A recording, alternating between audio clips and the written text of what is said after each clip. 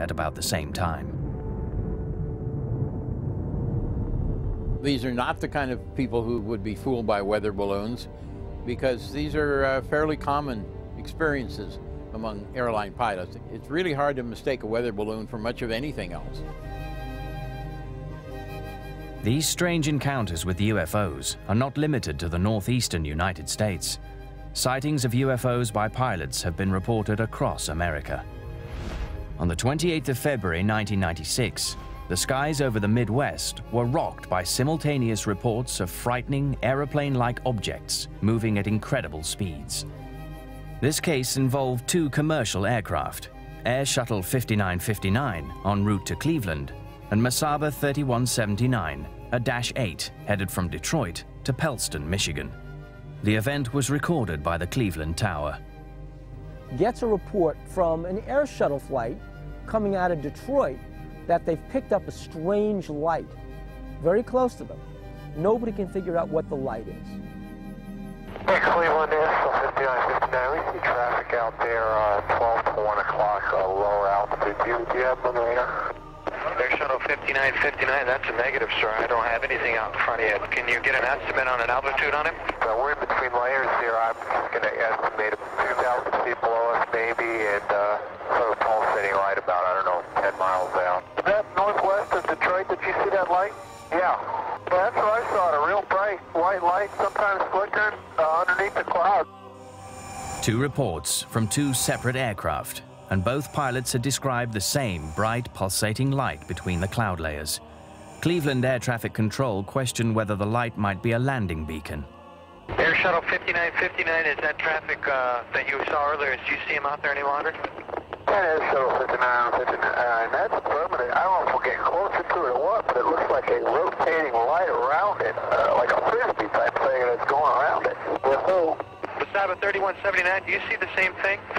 Sir, I saw it coming out of Detroit. I wondered, all I saw was just a couple real bright flashes of light, but it looked like it was underneath the cloud deck to me, maybe 10,000 feet. Would you think it might be like a reflection, maybe perhaps off a beacon that for some reason it's just one of those weird things, natural phenomena that you're getting a reflection? Because I got nothing out there. This is definitely a distinct whitish, well, it's looking a little red and greenish light sort of pulsating, and it is constant. It's not a beacon. The Cleveland Air Shuttle hangs a Huey, goes under the light, and now is looking at the light from underneath and says, absolutely not, Cleveland. We're seeing the light above us, probably at 5,000 feet. And Cleveland Air Shuttle 5959. Just to keep you advised, we're descending to 4,000 feet right now, and as we descended through 10,000 feet, that object is above us right now. It is not on the ground. It's about 10,000 feet. I'll tell you what, that is weird. It's just sitting there pulsating. I'm trying to do a little investigating as to what this might be, and if you would keep me advised on this. Okay, sir. I'm going to blink my lights on him and see if I can get any reaction on him. Mesaba 3179, when you flashed your lights, did you get any response? Didn't appear to, sir. Okay. A double pilot sighting caught on radio that you would never hear because the media never covered it. Coming up, another UFO double sighting, this one involving an America West airliner and NORAD. This guy definitely saw it run all the way down the side of the airplane. It's right out of the X-Files. And we'll analyze evidence of UFO sightings during NASA's Apollo moon missions.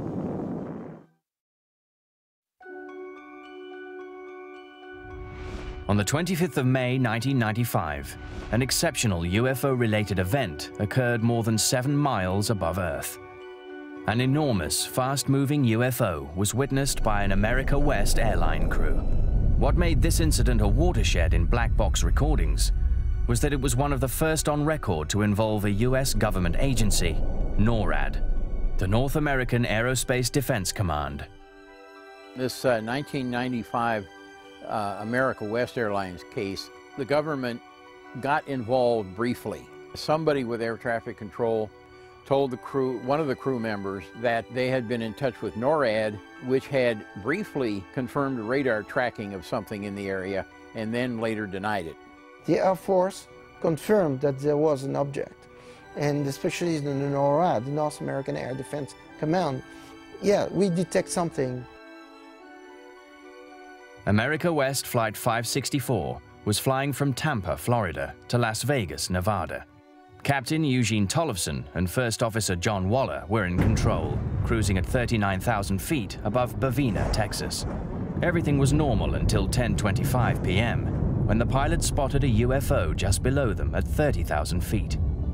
We have obtained the actual recording of exchanges between Albuquerque Air Traffic Control, Flight 564, and NORAD.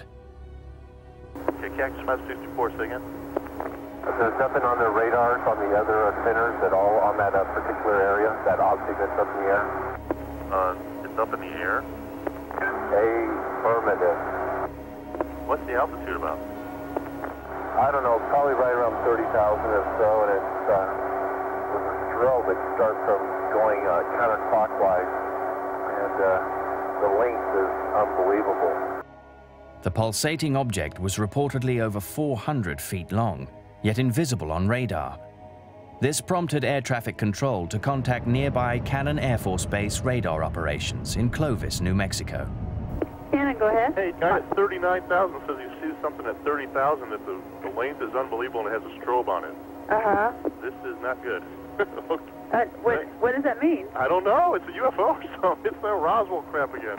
The crew that saw it described it as a long, thin object, cylindrical, with a series of lights down the side, blinking on and off in sequence. They saw a cigar-shaped object flying with strobing lights on a length of roughly 300 feet, which is quite big. Seconds later, an Air Force F-117A Nighthawk from the 49th Fighter Wing at Holloman Air Force Base was alerted by air traffic control. The stealth fighter saw something.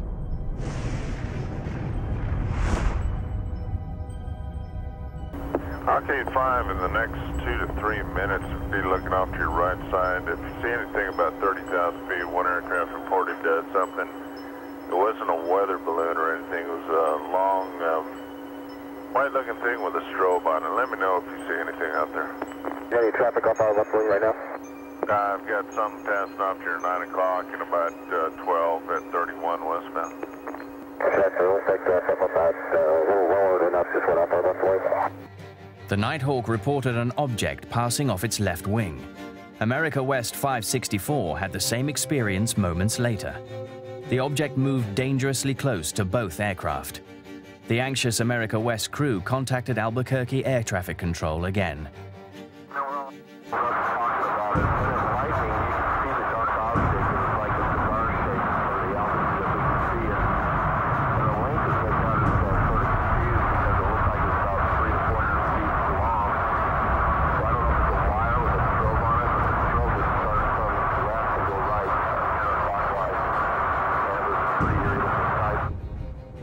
The object suddenly disappeared from Flight 564's view.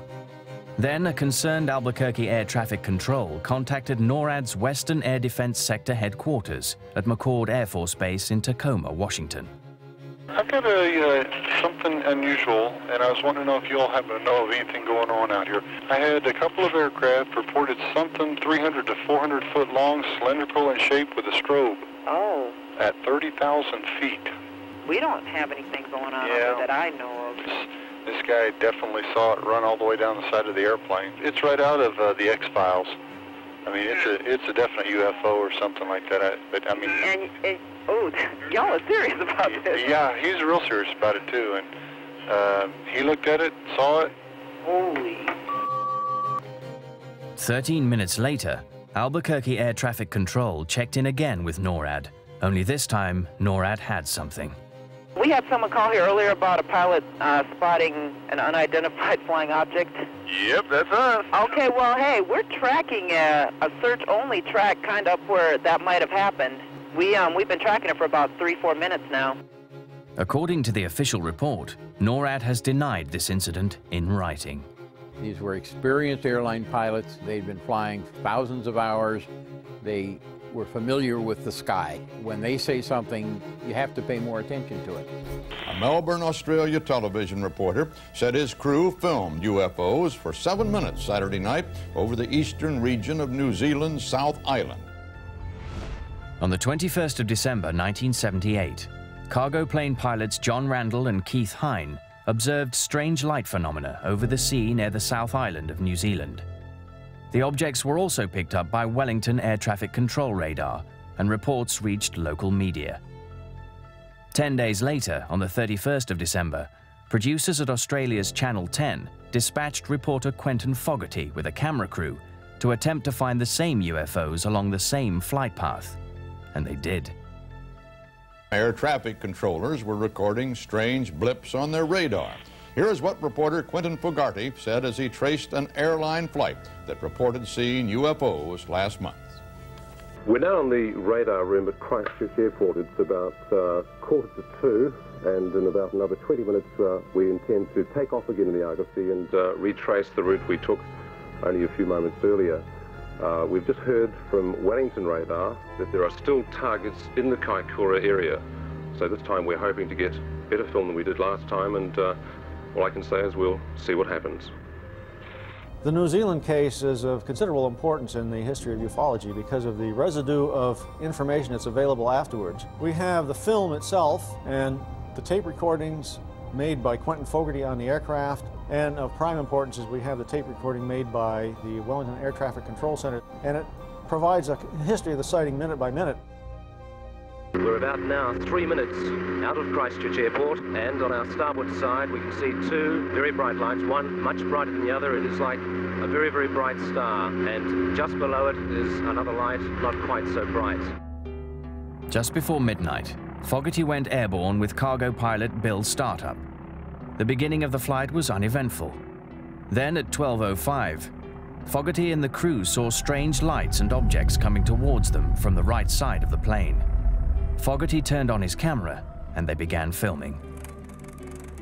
Those two lights appear to be traveling with us. They're still off the starboard wing. The brighter light is still above the other, and it's moved a little further ahead of the other. It was extremely bright, much brighter than any of the other stars in the sky.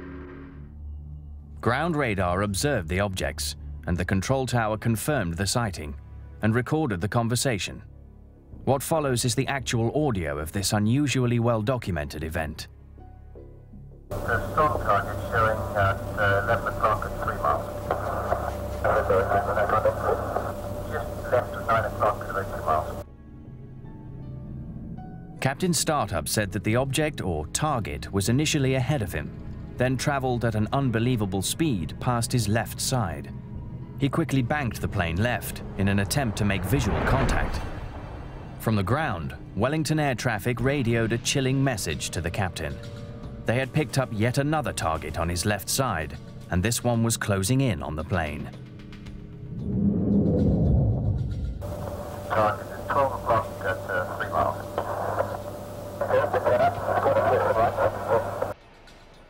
I'm now looking over towards the right of the aircraft, and we have an object confirmed by Wellington radar. It's been following us for quite a while. It's about 4 miles away, and it looks like a very faint star, but then emits a very bright white and green light. Captain Startup was able to get close enough to determine that the object had an array of bright blue lights, pulsing at a rapid rate. To his shock, the object had increased in size. There was an interesting radar event where the some object got so close to the aircraft that looked to Wellington radar as if the aircraft radar target image had doubled in size.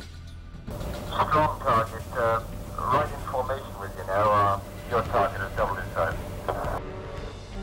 The double-sized target continued to appear on radar screens for 36 seconds, then returned to its original size. Yeah, blue light's right there.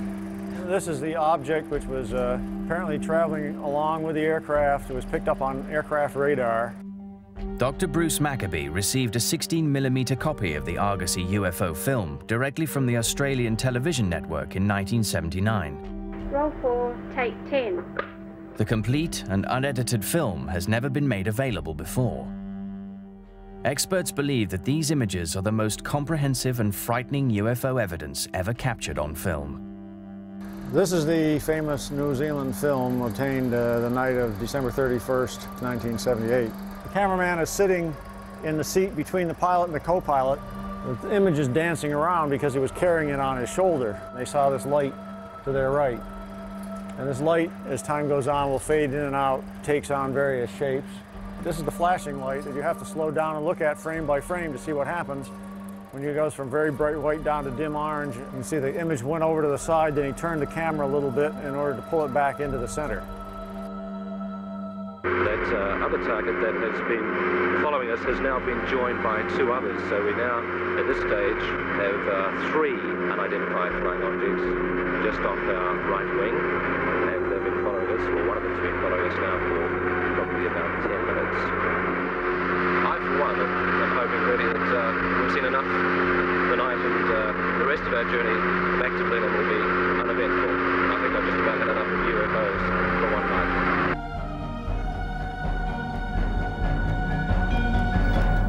And that's the way it is. Or is it? Monday, January 1st, 1979. This is Walter Cronkite, CBS News. Good night.